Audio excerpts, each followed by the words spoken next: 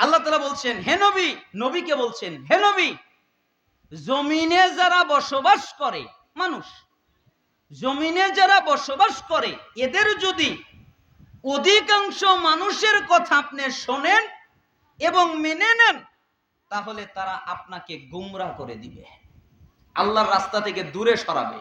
কেন? ওরা অনুমান ভিত্তিক কথা বলে, অনুমান ছাড়া ওদের কাছে কিছু নাই। আর ওরা ধারণায় কথা বলে, ওদের কাছে ধারণা ছাড়া আর কিচ্ছু নাই। অনুমান আর ধারণা বিশ্বাস হয় না? জিজ্ঞেস করবেন।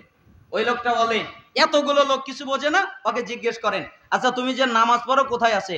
ওই হুজুর কিছু বোঝে না, ওর কাছে এই ধারণাটা আছে। তমক হুজুর কিছু বোঝে না, ওর কাছে এই ধারণাটা আছে। অমক হুজুর কোরআন হাদিস পড়ে নাই, অমক হুজুর মাদ্রাসায় পড়ে নাই, এই ধারণাটা আছে। আর সহিহ আকীদার একটা ভাইকে আপনি জিজ্ঞেস করেন, তুমি কেন রফুল ইদান করো? বুখারী হাদিস 735,